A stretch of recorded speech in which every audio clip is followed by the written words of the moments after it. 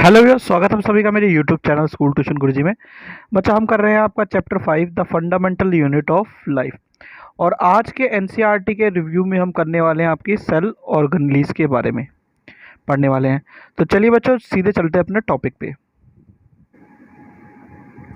तो चलिए बात कर लेते हैं बच्चों सेल ऑर्गेनेलिज की। तो every cell membrane around it keep its own content separate from the external environment.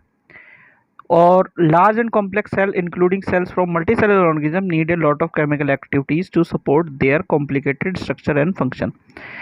To keep these activities of different kinds separate from each other, these cells membrane bound little structure और organelles within themselves.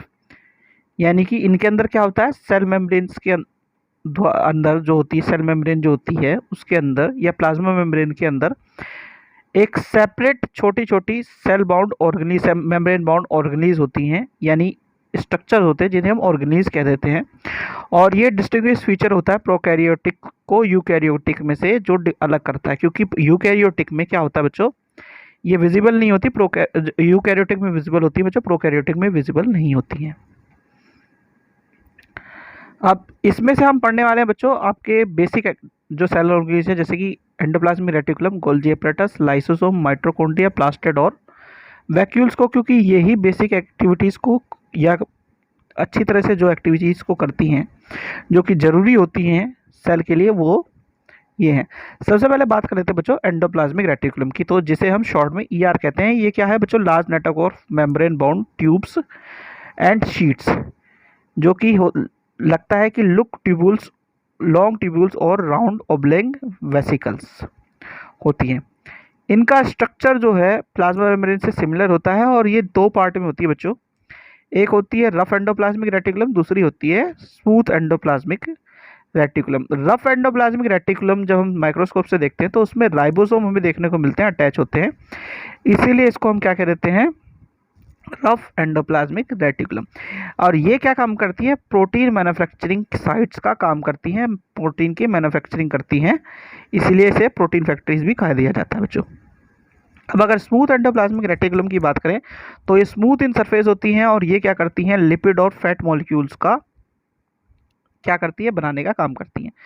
ये क्या करती हैं, ये ही membrane biogenesis का काम करती है। मेम्ब्रेन बायोजेनेसिस प्रोसेस होता है जिसमें सेल मेम्ब्रेन या उसके जो आसपास की चीज़ें हैं उसे बनाया जाता है, इसलिए इसे सेल मेम्ब्रेन बायोजेनेसिस भी कहा जाता है बच्चों। और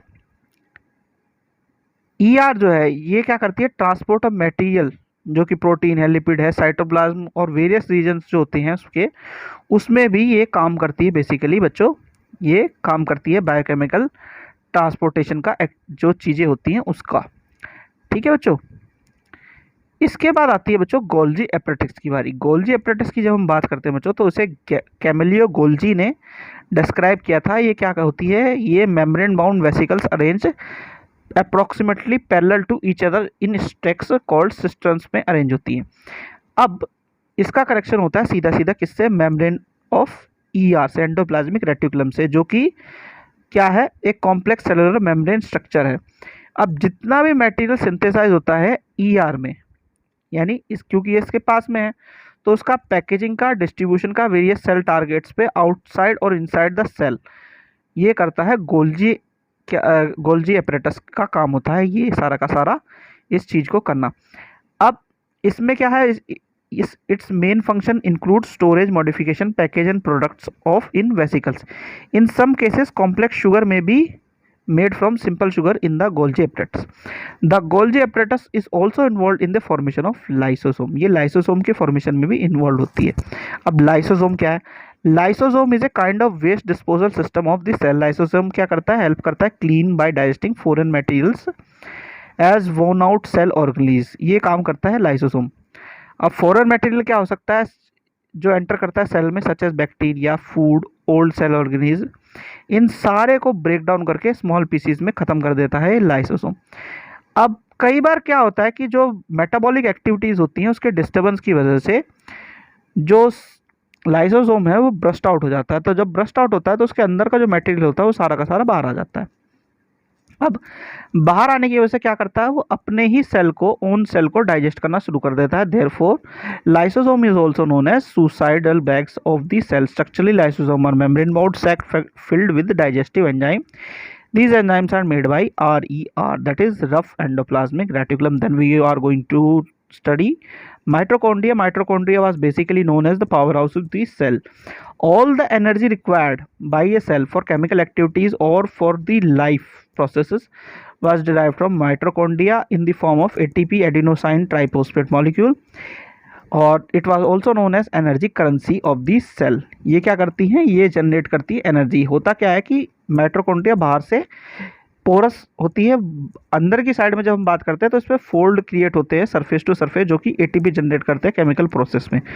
mitochondria are strange organelles in the sense that they have their own DNA and ribosome. Therefore mitochondria are able to make some of their own proteins, यानी कि राइबोसोम और माइटोकॉन्ड्रिया के पास अपना डीएनए होता है, जिससे वो क्या कर सकती हैं, अपने प्रोटीन को जनरेट कर सकती हैं। फिर बात कर लेते हैं बच्चों प्लास्टिड की। प्लास्टिड बेसिकली प्रेजेंट होता है प्लांट सेल में, और दो तरह का होता है, क्रोमोप्लास्ट और ल्यूकोप्लास्ट। क्रोमोप्लास्ट होता है बच्चों क्लड प्लास्टिड, और जो ल्यूकोप्लास्ट होता है वो होता है कैसा, आपका कलरलेस प्लास्टिड। ठीक है। अब प्लास्टिड कंटेनिंग क्लोरोफिल पिगमेंट को हम क्लोरोप्लास्ट कह देते हैं, जो कि इंपॉर्टेंट होता है फोटोसिंथेसिस में। और बेसिकली अगर बात करें जो क्लोरोप्लास्ट में, हमारा क्रोमोप्लास्ट में जो मटेरियल होता है उसमें आपका येलो, ऑरेंज और red in addition to chlorophyll, यानी कि ग्रीन कलर के एडिशन में आपको रंग देखने को मिलता है। ये रंग क्या करता है, ये रंग सारा का सारा काम करता है आपका जो फ्रूट्स, फ्लावर्स और पत्तियों का रंग होता है, लीव्स का रंग होता है, उसको रंगने में। ल्यूकोप्लास्ट क्या है, प्राइमरी ऑर्गेनीज होती हैं material such as starch, protein, oil और ग्रेन्यूल्स को स्टोर करने की। अब इंटरनल ऑर्गेनाइजेशन ऑफ प्लास्टिड की जब हम बात करते हैं तो ये numerous membrane layers embedded in material called stoma इसमें होती है। Plastid are similar to mitochondria in external structure like mitochondria. Plastid also have their own DNA and ribosome. फिर जब हम बात करते हैं बच्चों वैक्यूल्स की, तो वैक्यूल्स बेसिकली स्टोरेज और सैक फॉर लिक्विड और सॉलिड कंटेंट्स का काम करता है। वैक्यूल्स जो कि होते हैं स्मॉल साइज होते हैं एनिमल्स में, या फिर एब्सेंट होते हैं बेसिकली एनिमल्स में, प्रेजेंट होते हैं प्लांट सेल में, और लार्ज वैक्यूल्स होते हैं इन कंपैरिजन टू जब हम जो छोटे मोटे थोड़े बहुत प्रेजेंट होते हैं एनिमल्स में उनके कंपैरिजन में। अब the centre vacuoles of plant cells में occupy 50 to 90% of cell volume. Plant cell जो होते हैं उसमें वैक्यूल जो होते हैं फुल ऑफ सेल सैप होते हैं और प्रोवाइड करते हैं टर्जिडिटी और रिजिडिटी सेल के लिए, और इम्पॉर्टेंट सब्सटेंस होते हैं लाइफ प्रोसेस के लिए सेल, प्लांट सेल के, जो कि स्टोर करते हैं क्या, कई सारी चीज़ों को, जैसे एमिनो एसिड हो गया, शुगर्स हो गया, वेरियस ऑर्गेनिक एसिड हो गया, प्रोटीन हो गया। अब सिंगल सेल अगर किसी ऑर्गेनिज्म की बात करते हैं तो उसमें अमीबा की अगर बात करते हैं तो फूड वैक्यूल्स जो होते हैं फूड को कंजम्पशन में काम करते हैं, और यूनिसेलुलर ऑर्गेनिज्म में स्पेशलाइज्ड वैक्यूल्स जो होते हैं वो इंपॉर्टेंट रोल प्ले करते हैं एक्सपेलिंग एक्सेस वाटर और वेस्ट मटेरियल का भी ये काम करते हैं बच्चों। ठीक है बच्चों, तो बच्चों ये होगी आपकी सेल ऑर्गेनाइज सारी की सारी, और नेक्स्ट वीडियो में हम करने वाले हैं आपके क्वेश्चन आंसर्स को। तो बच्चों ये होगी वीडियो आपकी कंप्लीट। आशा करता हूँ आपको वीडियो अच्छी लगी होगी। Thank you.